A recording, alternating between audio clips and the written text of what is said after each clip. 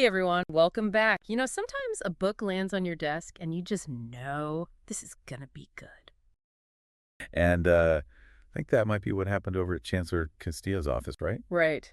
Someone slipped him a copy of Change by Design by Tim Brown. Have you heard of this one? Yeah, it's a classic in the design world. So we're taking a deep dive into Change by Design, trying to figure out what makes this book so special and why it might be particularly relevant for us here at Lone Star College. Especially since, Chancellor Castillo is a big proponent of this whole design thinking thing. Right, exactly.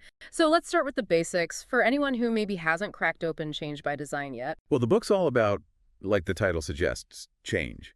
But it's about approaching change in a very specific way. Through design. Through design thinking. Design thinking.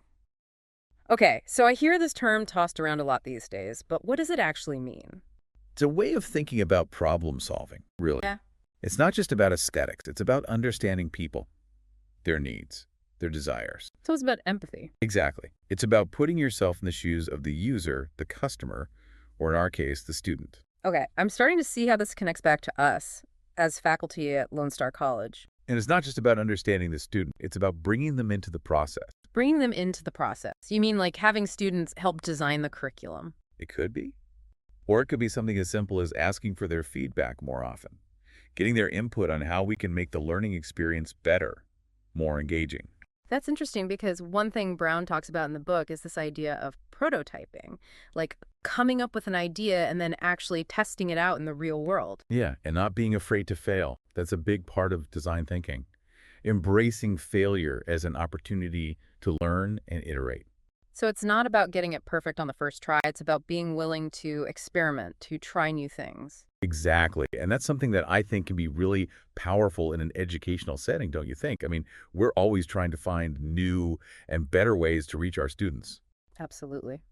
So going back to Tim Brown, the author of Change by Design, you mentioned earlier that he's a bit of a big deal in the design world. What makes him such a leading voice? Well, he's not just a theorist, he's a practitioner. He's the CEO of IDEO. IDEO. Now that name rings a bell. They're like the rock stars of the design world. They've worked with everyone, from like Fortune 500 companies to nonprofits to, get this, the Queen of England. Wait, really? The Queen of England? Yeah. They helped her reimagine the royal website. Wow, that's pretty impressive. Yeah. They don't just talk the talk, they walk the walk. Yeah. And I think that's why Change by Design has resonated with so many people, because it's grounded in real-world experience. So what do you think is it about design thinking that appeals to Chancellor Castillo? I mean, you look at his leadership, he's always emphasized innovation, student success, Yep. right? And design thinking, it's all about finding creative solutions to complex problems, putting the student at the center of everything. So it's a natural fit, really. Yeah, it is.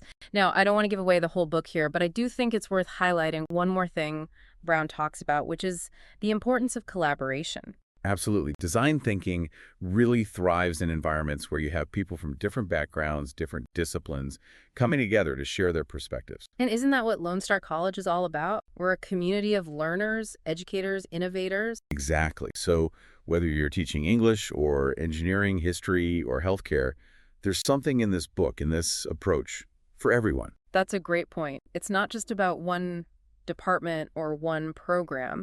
This is something that has the potential to transform the way we approach everything we do here at Lone Star College.